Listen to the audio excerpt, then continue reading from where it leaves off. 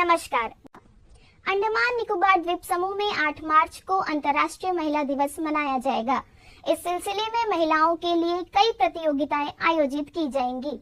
Andaman Nicobar football association 8 मार्च को जेएनआरएम के football मैदान में एएफसी वुमेन्स फुटबॉल डे का आयोजन करेगा। महिलाओं के लिए फुटबॉल दोपहर 2 बजे आरंभ होगी। सभी इच्छुक महिला टीमों से कहा गया है कि वे 6 मार्च तक मोबाइल नंबर 9476079195, 9933212308 और 9434286633 पर अपनी इच्छुकता दर्ज कराएं। इस बीच अंतर्राष्ट्रीय महिला दिवस के अवसर पर अंडमान निकोबार चेस एसोसिएशन की ओर से भी महिलाओं के लिए विशेष चेस टूर्नामेंट आयोजित किया जाएगा।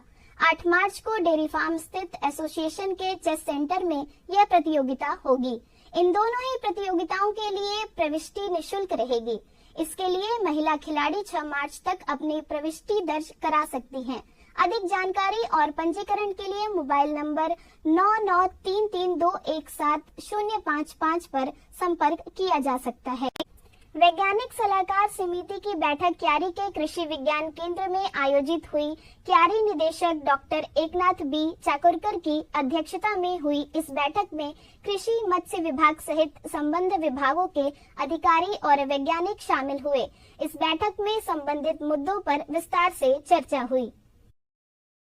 भारत सरकार ने टीबी रोगियों को पोषण संबंधी सहायता प्रदान करने में सामुदायिक भागीदारी को बढ़ावा देने के लिए सितंबर 2022 में प्रधानमंत्री टीबी मुक्त भारत अभियान शुरू किया।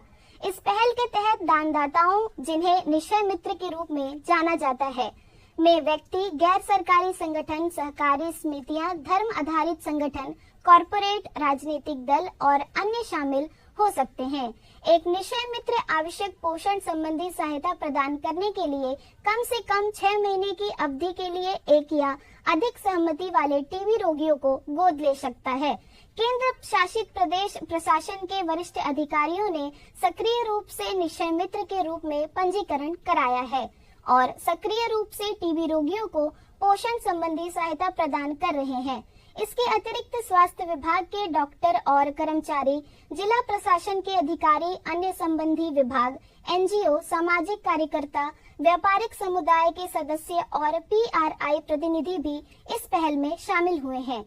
वे टीबी रोगियों को उनके ठीक होने में सहायता के लिए भोजन की टोकरियां वितरित कर रहे हैं।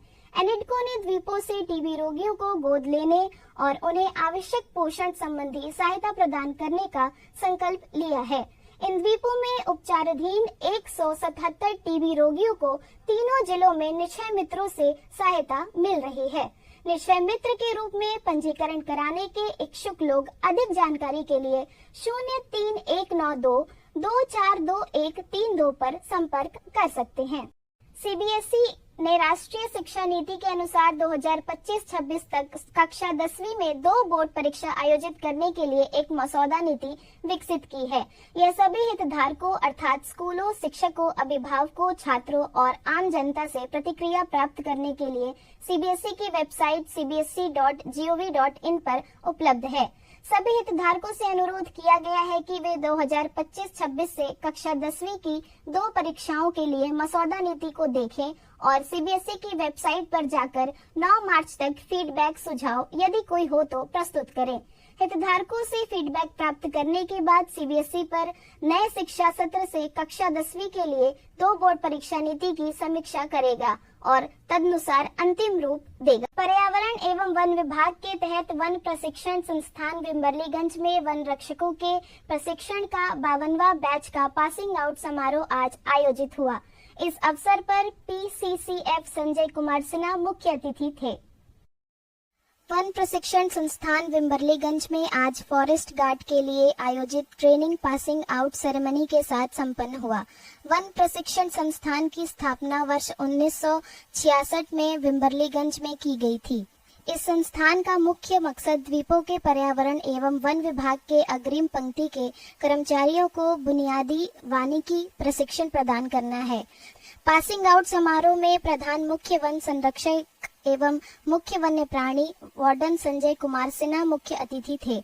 इस अवसर पर अतिरिक्त प्रधान मुख्य वन संरक्षक रवि होरो सम्मानीय अतिथि के तौर पर कार्यक्रम में मौजूद रहे।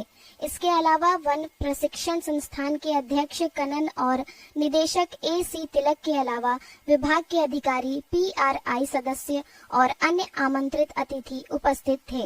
मुख्य अतिथि PCCF संजय कुमार सिन्हा को गॉर्ड ऑफ ऑनर प्रस्तुत किया गया। जय जीवन।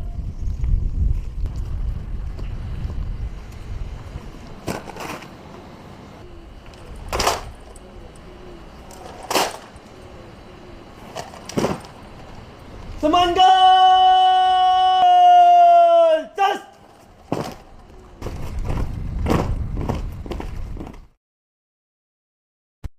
मुख्य अतिथि और अन्य अतिथियों को गुलदस्ता भेंट किया गया और उन्होंने दीप प्रज्वलित कर कार्यक्रम का शुभारंभ किया। दीप की ज्योति जगत को नमस्कार करते हैं। संस्थान के अध्यक्ष कनन ने मुख्य अतिथि और अन्य उपस्थित लोगों का स्वागत करते हुए अपने विचार। मुख्य अतिथि सहित अन्य अतिथियों ने प्रशिक्षार्थियों को प्रमाण पत्र और ट्रॉफी प्रदान की।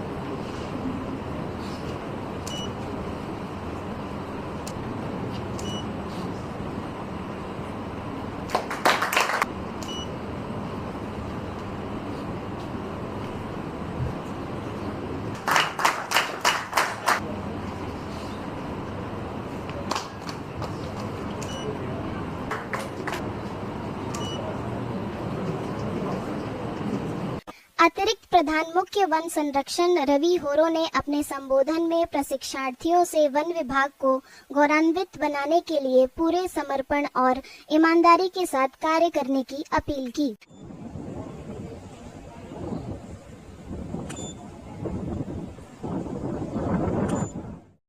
नमस्कार।